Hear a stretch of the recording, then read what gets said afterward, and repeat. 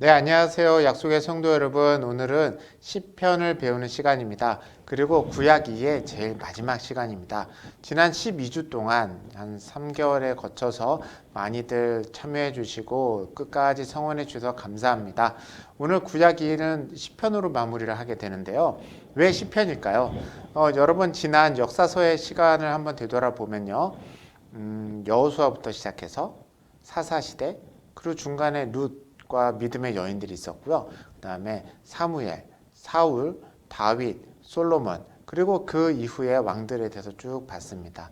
모두 다 신명기에서 모세가 하나님 말씀을 전달했던 대로 주님을 경외하고 주의 말씀을 따르면 그 약속의 땅에서 번성하는 복을 받는다라고 했던 그 말씀대로 됐고요. 또 반대로 하나님을 버리고 다른 신을 따르게 된다면, 하나님께 경외하고 예배하지 않는다면 그 땅에서 비록 약속의 땅이라 할지라도 그 땅에서의 삶은 버림받게 된다라는 그 약속대로 그대로 진행이 되었습니다. 그 모든 것을 통해서 시편이 노래를 하고 있습니다. 다윗은요, 그동안 자신의 삶을 통해서요 있었던 모든 일들을 모아서 시편을 지었습니다. 그 시편의 내용을 통해서 지난 여태까지의 삶, 구약 2에 있었던 여러 사람들의 삶이 어떻게 정리되고, 그래서 결국 우리는 무엇을 하면서 살아야 될 것인가, 그걸 정리하면서 배워보도록 하겠습니다.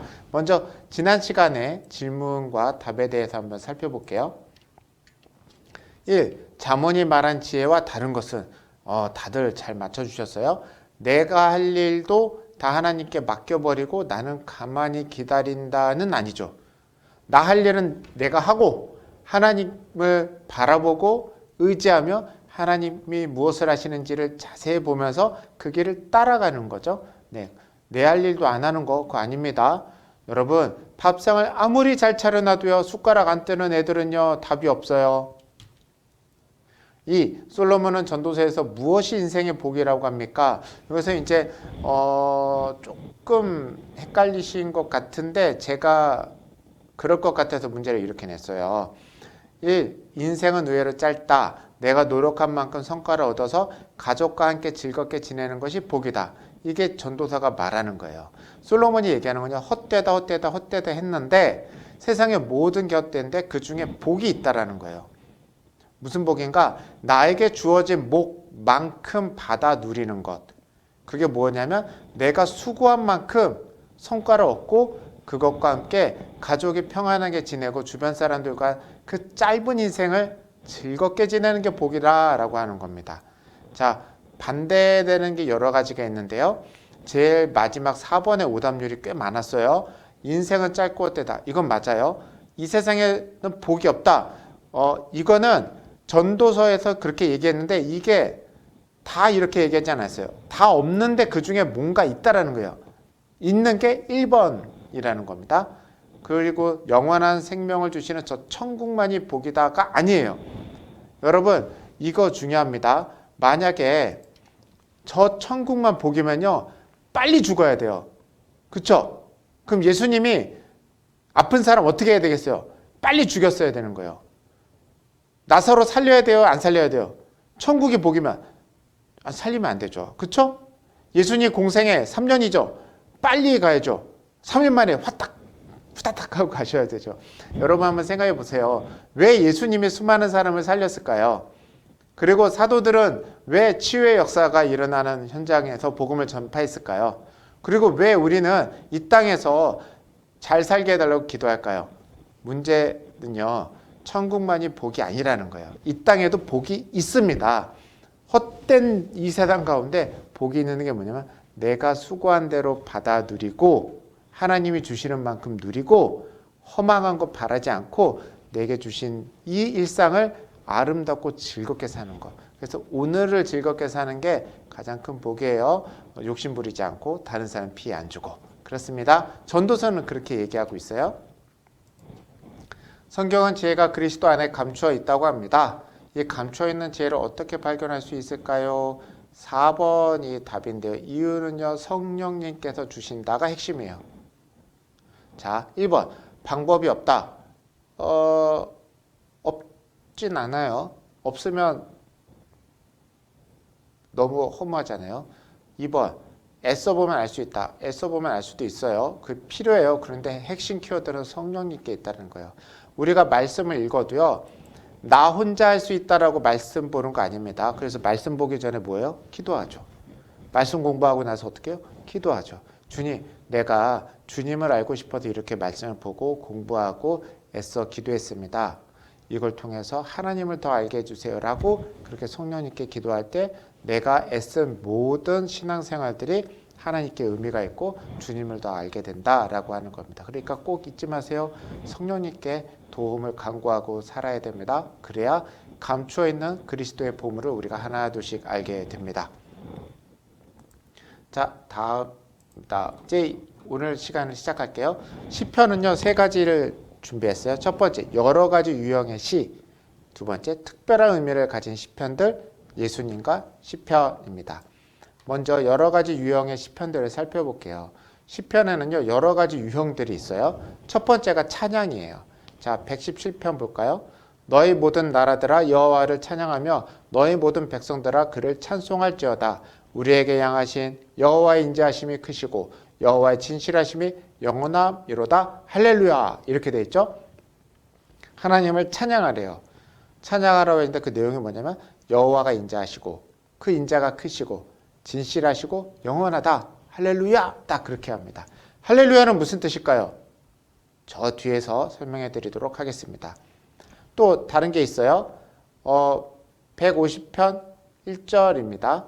할렐루야. 그의 성소에서 하나님을 찬양하며 그의 권능의 궁창에서 그를 찬양할지어다. 찬양하라고 하죠. 자, 하나 더 볼까요? 할렐루야. 여호와의 종들아 찬양하라. 여호와의 이름을 찬양하라. 자, 이렇게 찬양시가 있습니다. 여러분, 우리가 찬양 중에는요 여러 가지 찬양이 있어요. 오늘 제가 여기서 꼭 얘기하고 싶은 거, 시편 가운데 찬양시가 가장 크게 많이 차지하고 있어요. 물론 탄원시도 많고 한데 찬양시가 꽉 있어요. 왜 있을까요? 여러분, 우리가 찬양할 때는요 무엇을 찬양하는가가 중요해요.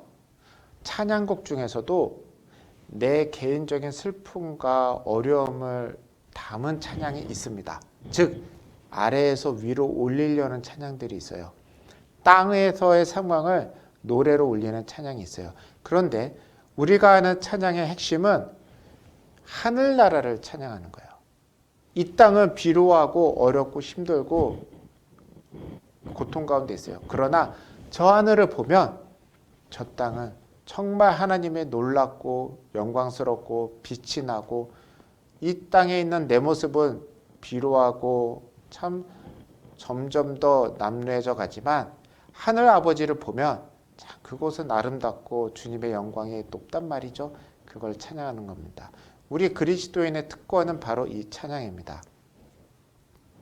땅에 대한 노래는요 굳이 찬양을 얘기하지 않아도 저희 TV에 많이 나오잖아요.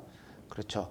그러나 거기에 있는 노래들은 자연의 아름다움, 인생의 아름다움은 노래할 수 있지만 하늘 아버지의 아름다움은 다 할 수 없습니다.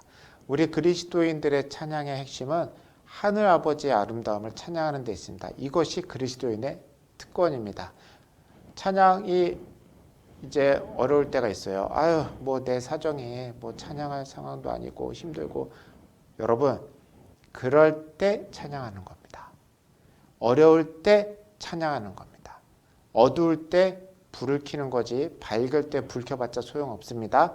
내 인생의 영혼의 어둠이 비칠 때 그때 찬양에 불을 켜시기 바랍니다. 자, 탄원시가 있어요. 탄원은 뭐냐면 내가 너무 슬프고 힘들고 어려운 일이 있는 거예요. 이 슬픔과 어려움 가운데 기도하는 겁니다. 탄원시는 여러 종류가 있는데 첫 번째 개인의 탄원이죠. 시편 54편 1절에 이렇게 되어 있습니다. 하나님이여 주의 이름으로 나를 구원하시고 주의 힘으로 나를 변호하소서. 이렇게 되어 있어요. 자, 2절 읽기 전에 파란색 글씨 보이세요? 여러분도 성경책 보면 이렇게 되어 있어요. 다윗의 맞스길. 맞스길이라는 거는 이제 노래나 이제 시의 종류예요. 근데 이게 무엇인지는 정확하게 제가 전달은 잘 못하겠어요. 인도자를 따라 현악에 맞춘 노래. 뭔가 지휘를 하고 뭐 현악기를 해서 노래하나 봐요. 그 다음에 내용이 나와요. 10사람이 사울에게 이르러 말하기를 다윗이 우리와 있는 곳에 숨지 아니하였나이까 하던 때에, 그러니까 다윗이 숨었어요. 그때 누군가가 사울에게 이른 거예요. 다윗이 우리와 함께 있습니다 라고. 그때 상황 가운데 다윗이 노래한 내용이라는 거예요. 그게 얼마나 억울하겠어요.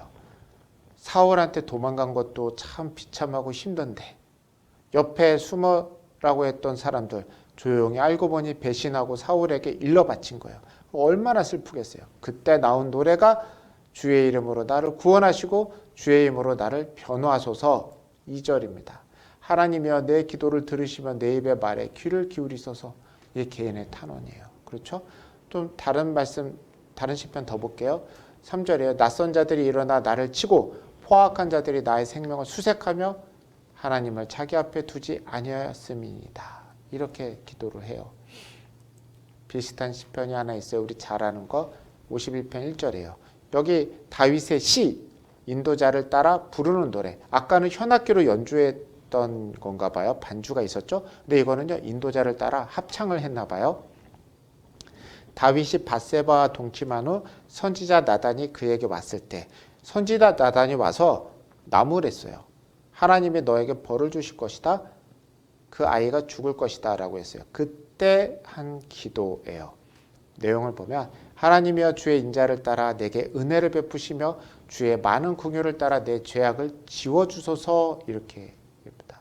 그게 이제 탄원이에요. 용서해달라는 탄원이죠. 또 하나 있어요. 베냐민인 구시의 말을 따라 여호와께 드린 노래.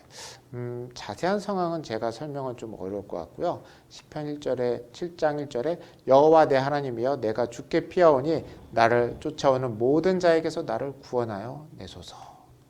그 당시 이제 다윗은 많이 쫓겨다녔죠. 사울한테 쫓겨다니고 또 전쟁에서 이겼으니까 그 전쟁 상대편에서 또 쫓아오고 그때 구원해달라는 개인의 탄원시입니다. 여러분 어떠세요? 여러분 개인의 탄원시가요 시편에서 보면요 우리에게 가장 잘 와 닿아요. 근데 제가 추천하기는 그래서 시편을 자주 읽어보시기 바랍니다. 내가 나 자신이 어디가 슬픈지 잘 몰라요.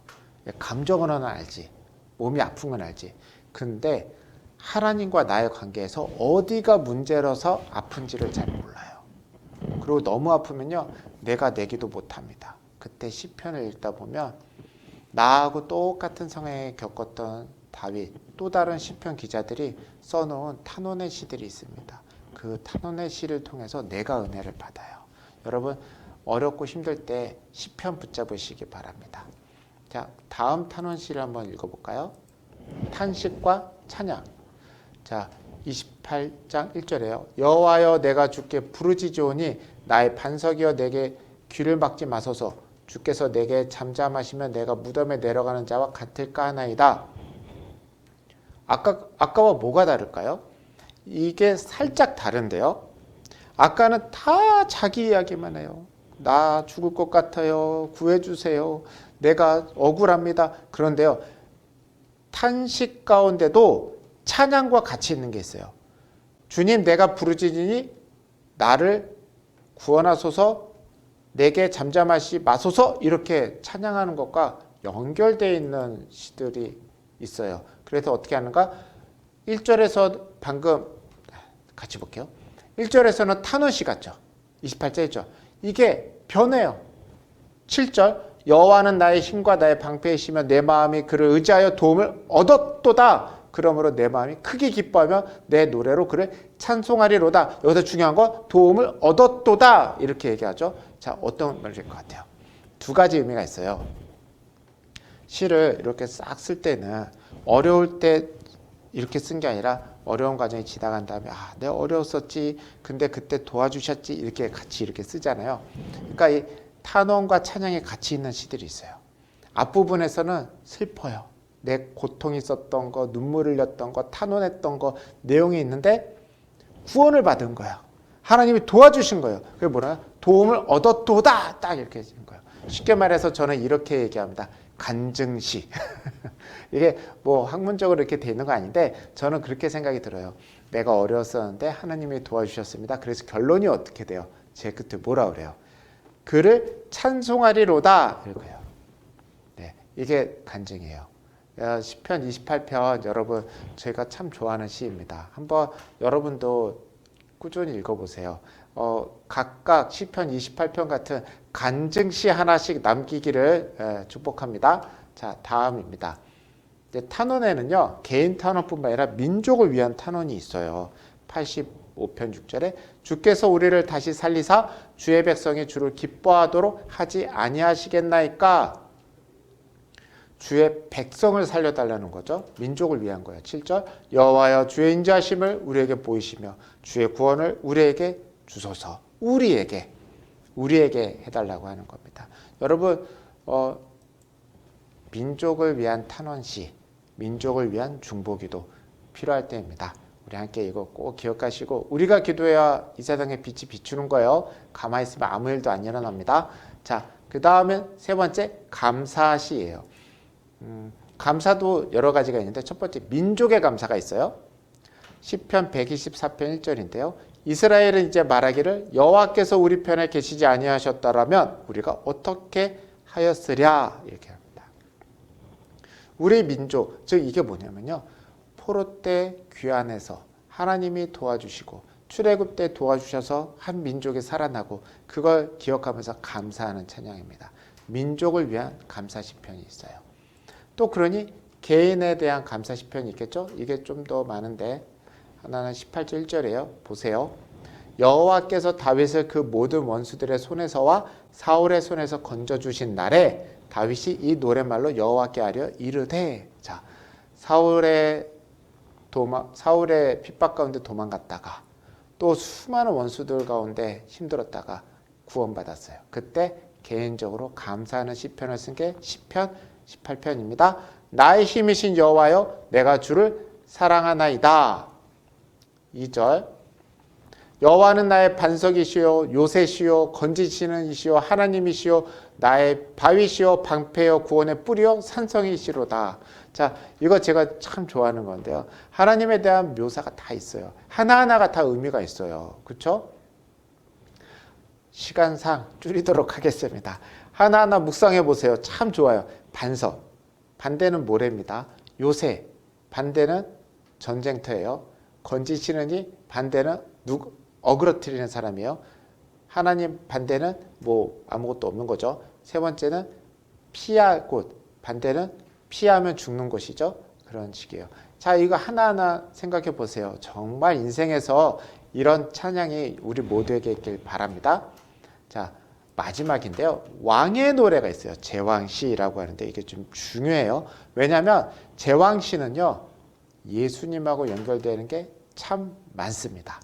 2절 1절에 이렇게 얘기해요. 어째요 이방 나라들이 분노하며 민족들이 헛된 일을 꾸미는가. 6절에 내가 나의 왕을 내 거룩한 산 시온에 세웠다 하시리로다. 자, 보세요. 누굴까요? 유대인들은 그때 이거를 다윗, 솔로몬 같은 그 당시의 왕으로 생각했어요. 지금 유대인들은 새로운 왕이 올 거라 생각하고 있어요. 우리에게 이 왕은 누굽니까? 예수 그리스도입니다. 그래서요, 신약은요, 구약 시편에 있는 제왕시, 왕에 대한 노래를요, 예수님으로 해석을 했어요. 그랬더니 너무 잘 맞아요. 자, 하나 더 볼까요? 21편 1절입니다. 여호와여 왕이 주의 힘으로 말미암아 기뻐하며 주의 구원으로 말미암아 크게 즐거워하리이다. 자, 이거는 다윗이 자기에 대한 이야기겠죠? 그렇죠? 예, 여러 가지가 있어요. 그 다음에 우리 특별한 의미를 가진 시편 좀 볼게요. 첫 번째가 다윗의 일생이에요. 시편에 보면요, 다윗이요 자기 일생에 시를 하도 많이 져서 구석구석 써져 있어요. 그런 거에는요, 자 여기 보세요. 다윗의 시라고 파란색 보이시죠? 손가락으로 가르쳐야 되나? 아, 손가락이 안 보이네요. 시편 23편 1 하고 옆에 다윗의 시라고 써있죠. 여러분 성경책도 다 있습니다. 다윗이 지었다는 거예요. 여호와는 나의 목자이시니 내게 부족함이 없으리로다. 평생 목자로 살았어요. 막내 아들이라 아들 취급을 못 받고 종 취급을 받아서 목동 일만 했어요. 집안의 중요한 일 못했어요. 그렇게 되는데 어떻게 됐어요? 왕이 됐어요. 그리고 나서 하는 말, 자기가 목자였으니 하나님을 나의 목자라고 이야기합니다. 자, 또 다른 다윗의 유다 광야에 있을 때, 광야에 왜 있었을까요? 사울에게서 도망갔으니까 그렇죠. 하나님이여 주는 나의 하나님이시리라. 내가 간절히 주를 찾되 물이 없어 마르고 황폐한 땅에서 내 영혼이 주를 갈망하며 내 육체가 주를 앙모하나이다. 광야에 있으니까 물이 없잖아요. 그렇죠? 근데 여러분 가만히 보세요. 묵상을 해봅시다. 간절히 주를 찾되 물이 없어 마르고 황폐한 땅에서 왜 물을 안 찾고 주를 찾을까요? 물을 왜 안 찾을까요? 물이 있어서? 아니요, 물이 없다고 하잖아요. 여러분 목말라 죽을 것 같을 때가 있으면 물을 찾죠. 근데 물을 마셔도 살아도 기운을 차려서 살아도 살 소망이 없고 살아봤자 죽은 것 같은 인생 가올 때는 물 없는 게 문제가 아니라 하나님이 없는 게 문제가 되는 거죠. 그렇지 않겠습니까? 여러분 한번 우리 인생을 살펴볼게요. 하나님 없는 게 문제예요? 물이 없는 게 문제예요? 둘 다 문제예요. 그런데 물이 없으면 어떻게 하면 마실 수 있어요? 그런데 인생의 소망이 없고 살아야 될 이유가 없고 내가 왜 사는지 모르면 하나님이 없는 삶을 살게 되면 물이 많아도 죽습니다. 여러분 그래서 시편은요 참 인생의 깊은 곳에서 나와요.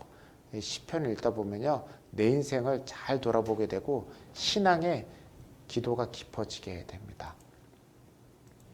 57장 1절입니다. 다윗이 사울을 피해 굴에 있을 때 한 거예요. 하나님이여 내게 은혜를 베푸소서, 내게 은혜를 베푸소서. 내 영혼이 주께 피하되 주의 날개 그늘 아래서 이 재앙들이 지나가기까지 피하리이다. 자, 주의 날개 그늘 아래서 재앙 피해 가게 해달라고 하는 기도입니다. 마지막으로 59장 1절 사울이 사람을 보내 다윗을 죽이려고 그 집을 지킨 때에 얼마나 슬퍼요. 나의 하나님이여 나의 원수에게서 나를 건지시고 일어나 치려는 자에게서 나를 높이 드소서. 여러분 끝까지 이렇게 기도하고 있어요. 원수에게서 나를 건지시고 일어나 치려는 자에게 나를 높이 드소서. 자, 원수를 죽여달래요 말래요? 그 얘기는 또 안 해요. 왜 안 했을까요? 기름 부음 받은 자 자기가 절대 죽이지 않겠다고 했잖아요. 그러니까는 그 원수 죽여달라는 기도를 안 하는 거예요. 그렇죠? 여러분 시편 묵상 가운데 참 다윗의 얼마나 귀한 신앙 살았는지 잘 보입니다. 두 번째 성전에 올라가는 노래라는 게 있어요.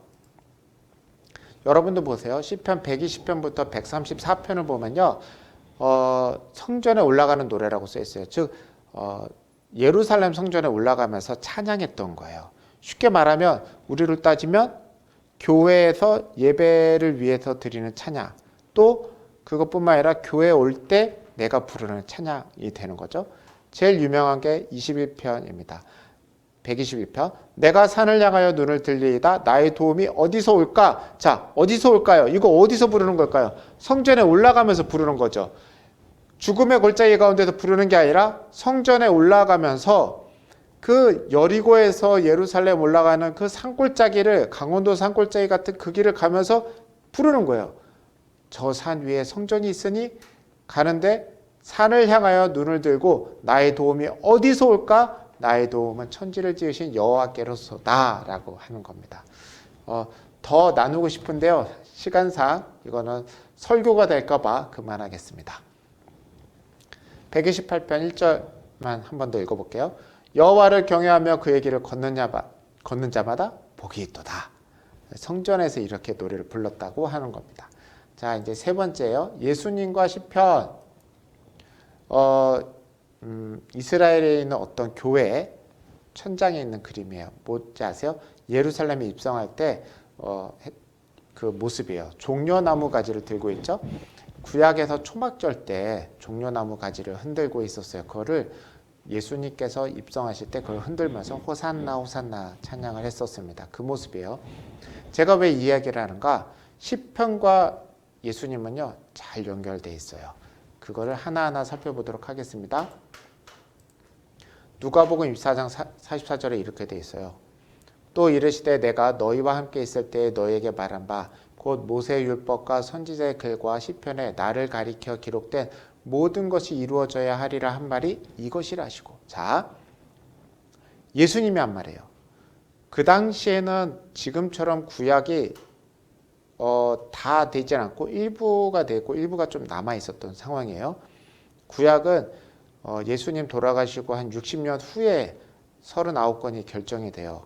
근데 그 당시에 구약을 가르쳐 뭐라 하냐면 율법, 그러니까 모세오경이죠. 선지자의 글, 역사서와 예언서입니다. 그리고 시편, 이런 나를 가리켜 기록된 것. 그러니까 시편에 예수님을 가르쳐 기록된 게 있다라고 하는 거예요. 무엇일까요?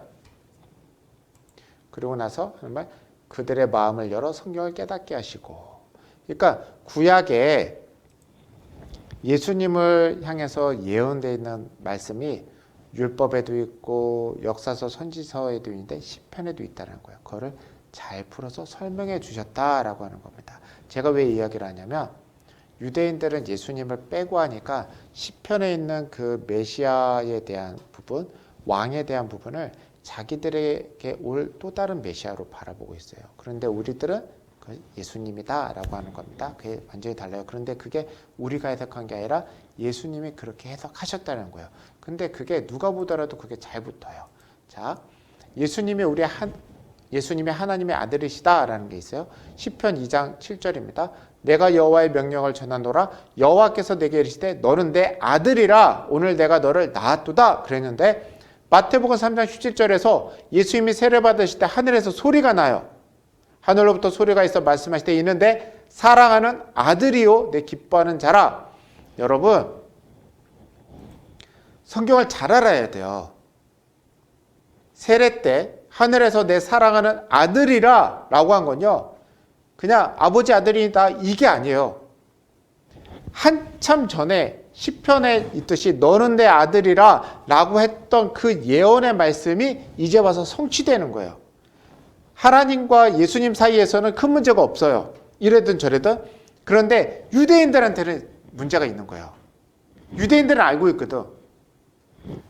메시아로 오시는 분은 하나님의 아들이라 라고 시편에 되어 있는 걸 다 알고 있었어요. 다 알고 있었어요. 메시아는 인자, 하나님의 아들이다 라고 알고 있었어요. 그런데 세례 받을 때 하늘에서 소리가 어떻게 들렸어요? 이른데 사랑하는 아들이라 라고 했다고요. 도장을 딱 찍어주신 거예요. 그러고 안 믿으면 심각한 거죠. 여러분 예수님이 하나님의 아들이다 라고 했던 부분은요 유대인들에게는요 다 이미 누군가 올 건데 그분이 하나님의 아들인 거 알았는데 그분이 예수님인 게 싫은 거예요. 그래서 예수님을 죽였습니다. 이게 공생의 시작 때부터 도장을 꽝 찍고 시작했던 하나님의 축복과 예언의 성취의 말씀이었습니다. 두 번째, 입성할 때 118편 25절에 여호와여 구하옵나니 이제 구원하소서. 여호와여 우리가 구하옵나니 이제 형통하게 하소서. 여기에 구하옵나니 구원하소서 돼 있죠. 이게 어떻게 되냐면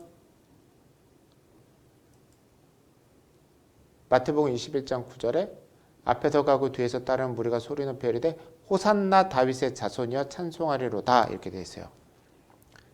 호산나. 그럼 여기서 중요한 게 뭔가? 호산나는 무슨 뜻이냐가 되겠죠? 호산나의 뜻은요. 우리가 기도합니다. 구원하소서예요. 이게 히브리어로 보면 여기 왼쪽에 보이는 게 히브리어예요. 이상하게 써져 있죠? 막 정신없어요. 호시아나예요. 나는 기도합니다라는 뜻을 갖고 있고 호시아나는 우리를 구원하소서 이런 뜻을 갖고 있어요. 그러니까 합쳐서 주님 우리가 기도하는데 우리를 구원해 주세요 라는 거예요. 그게 무슨 말이에요? 여기 써 있죠? 우리가 구하옵나니 이제 구원하소서. 이거를 히브리어로 하면 호시아나라고 하는 뜻을 갖고 있다는 거예요. 그게 어떻게 됐는가? 호시아나가 줄어서 신약 시대에는 호산나라고 딱 줄었다는 거예요. 그래서 지금 여기서 호산나라고 불렀던 거는 시편 118편에 있는 그 찬양의 시를 외쳤던 거예요. 왜 외쳤을까요? 호산나의 뜻이 뭐예요? 기도하옵나니 주여 하나님께 기도하니 구하옵소서라고 그랬죠. 그걸 예수님한테 해요. 이해가 되시겠습니까? 메시아로 받아들이는 거예요. 주라는 거예요. 내 기도를 들어주시는 분이라는 거예요. 물론 하나님을 향해 할 수도 있지만 그 예수님을 맞아들일 때 그렇게 찬양을 했다라고 하는 겁니다. 호산나의 뜻이 뭐라고요? 우리가 기도합니다. 구원하소서. 자, 할렐루야는 뭘까요? 할렐루야는 여호와를 찬양하라인데요. 이게 달라요. 명령법이에요. 찬양하라 너희들. 그러니까 우리 모두 하나님을 찬양합시다라고 하면 찬양해도 되고 안 해도 되고 그런 거잖아요. 찬양하라 명령법으로 그냥 외치는 거예요. 근데 이게 좀 다른데 할렐루야흐라고 하는 히브리어가 헬라어로 오면서 할렐루야라고 조금 뒤가 길어졌죠. 아직 길죠. 이게 라틴어가 되면서는요. 할렐루야가 아니라 알렐루야가 돼요. 제가 이거를 왜 이렇게 썼냐면 어떤 찬양 보면요. 할렐루야라고 했다가 알렐루야 했다가 할렐루야 알렐루야 왔다 갔다 합니다. 괜찮아요. 라틴어는요. 할렐루야가 아니라 알렐루야라고 해가지고 시읒 발음이 좀 빠졌어요. 그러면 뭐가 맞을까요? 우리는 할렐루야 하면 됩니다. 이런 역사가 있었다는 걸 알면 좋고요. 뜻은 꼭 알아야 돼요. 너희들아 여호와를 찬양하라 라고 합니다. 자, 십자가에서의 고난 이때가 참 많죠. 시편 22편에 나를 보는 자마다 나를 비웃으며 그런데 마태복음 27장 29절에 그 앞에서 무릎 꿇고 희롱하여 이르되 8절에 그가 여호와께 의탁하니 구원하실 걸 그를 기뻐하시니 그를 건지실 걸 하나이다. 마태복음 27장 43절에 그가 하나님을 신뢰하니 하나님이 원하시면 이제 그를 구원하실지라 이렇게 합니다. 22장 16절 자꾸 22장이죠. 22장에 십자가 말씀이 다 있습니다. 개들이 나를 에워쌌으며 악한 무리가 나를 둘러 내 수족을 찔렀나이다. 수족, 손과 다리를 찔렀죠. 발을 십자가에 매달릴 때 어딜 찔렀나요? 손과 발에 못으로 찔렀죠. 그 이야기를 하고 있는 겁니다. 그런데 하나가 더 있어요. 요한복음 19장 34절에 보면 그중 한 군인이 창으로 옆구리를 찌르는 것도 있어요. 찌른다라는 것에서는 이제 일맥상통하죠. 22장 18절에 내 겉옷을 나누며 속옷을 제비 뽑나이다. 마태복음 15장 24절 십자가에 못 박고 그 옷을 나누세 누가 어느 것을 가질까요? 제비를 뽑나이다. 시편 34편 20절에 그의 모든 뼈를 보호하시며 그 중에서 하나도 꺾이지 아니하였도다. 예수께서 이르시되 이미 죽은 것을 예수께 이르러서는 이미 죽은 것을 보고 다리를 꺾지 아니하고 이거 중요해요.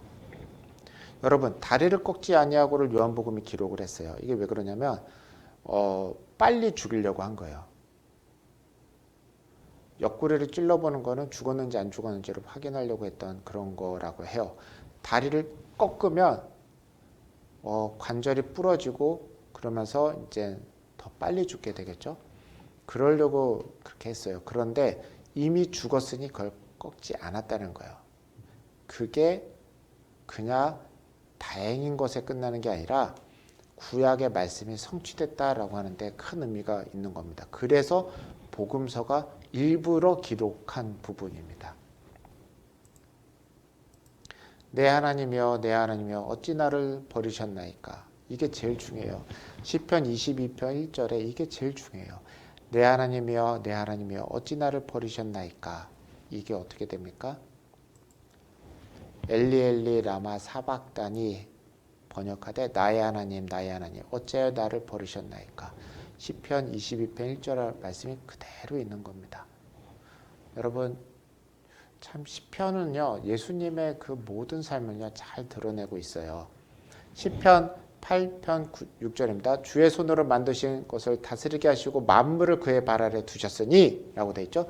십자가의 고난은 아닌데 그냥 같이 묶었습니다. 110편의 1절에 너는 내 오른편에 앉아 있으라 하셨다 그래요. 자, 이게 어떻게 통치되었는가? 마태복음 22장 44절에 주께서 내 주께 이르시되 내가 내 원수를 내 발 아래 둘 때까지 내 우편에 앉아 있으라 하셨도다 하였느니라. 하나님께서 예수님께 너의 원수를 너 발 아래 둘 때까지 내 우편에 앉아 있으라 라고 했다는 거예요. 우편에 앉아 있다라고 하는 건 정말 중요한 표현인데요. 계속 나와요. 마가복음 16장 19절에 주 예수께서 말씀을 마치신 후에 하늘에 올려지사 하나님 우편에 앉아 계시니라. 이거 왜 썼을까요? 왼쪽 오른쪽 왜 중요했을까요? 바로 이 말씀 때문에 그래요. 시편은요, 유대인들 다 알아요. 너무 잘 알아요. 여호와께서 내 주에게 말씀하시기를 어쩌고저쩌고 해서 너는 내 오른쪽에 앉아 있으라. 이게 메시아 하나님의 아들에게 주는 하나님의 특권이라는 걸 다 알아요. 그게 예수님께 성취되었다라고 하는 거예요. 그걸 마가복음은 꼭 이야기하고 싶은 거예요. 거기서 끝나지 않고 스데반이 또 얘기해요. 스데반이 성령 충만하여 하늘 우러러 주목하여 하나님의 영광 및 예수께서 하나님 우편에 서신 것을 보고 그거대로 말하다가 돌 맞아 죽은 거예요. 결정적인 게 그거였어요. 예수님이 하나님의 아들이라고 하는 하나님 우편에 앉아 계셨다라고 하는 것을 선포했기 때문에 죽은 거였어요. 그게 이제 결정적인 거였어요. 또 하나 히브리서 12장 2절 주여 한 말씀이에요. 믿음의 주여 또 온전하게 하시는 이 예수를 바라보자. 그는 그 앞에 있는 기쁨을 위하여 십자가를 참으사 부끄러움을 개의치 아니하시더니 하나님 보좌 우편에 앉으셨느니라. 자, 이렇습니다. 여러분 이제 마무리할게요. 시편으로 마무리한 데 이유가 있어요. 솔로몬은 뭘 줬죠? 전도서하고 잠언. 신앙생활 어떻게 잘해라 라고 했죠. 신앙생활 잘할 수도 있고 못할 수도 있어요. 그런데 그리스도인들에게 주어주신 무조건적인 축복이 있어요. 우리는요, 내가 잘 살든 못 살든 신앙생활을 잘하든 못하든 그것보다 더 중요한 거, 내가 믿는 하나님, 나를 구원하신 예수님은 지금 무엇을 하고 계신가입니다. 내가 살다가 실패할 수 있습니다. 건강하다 건강 잃을 수 있습니다. 신앙생활 잘하다 시험 들 수 있습니다. 다 그럴 수 있습니다. 그것 때문에 이 땅은 흔들리더라도 하늘에서는요, 나를 절대 포기하지 않아요. 내가 잘 지내더라도, 내가 못 지내더라도 모든 사람이 할 수 있는 것, 하늘 보좌 우편에 계신 주님을 찬양할 수 있습니다. 제가 시편으로 역사서를 마무리하는 건 이겁니다. 모든 만물들아 여호와를 찬양하라. 할렐루야입니다. 여러분 힘드시죠? 힘든 과정 가운데, 코로나 과정 가운데 이렇게 동영상으로 성경 공부 끝까지 참여해 주셔서 감사합니다. 앞으로 더 힘든 일이 있더라도 잊지 말 것은 다윗은 그 어려운 상황 가운데 아름다운 찬양을 남겼습니다. 어려울 때일수록 간증의 찬양, 감사의 찬양을 남기는 우리 모두 되기를 축복합니다. 함께 기도드리시겠습니다. 하나님 아버지, 12주 동안 지켜주셔서 감사합니다. 배운 말씀, 성령님 우리들 가운데 싹을 틔워 우리 신앙생활을 굳건히 지켜주시고 삶을 보호해주시고 더욱더 예수 그리스도에게 감춰져 있는 하나님의 놀라운 은혜를 발견하여 끝까지 주님 찬양하며 살아가는 우리 되게 하여 주시옵소서. 예수님의 이름으로 기도드렸습니다. 아멘. 감사합니다. 이제 내년 봄에 신약 2 과정으로 찾아뵙도록 하겠습니다. 감사합니다.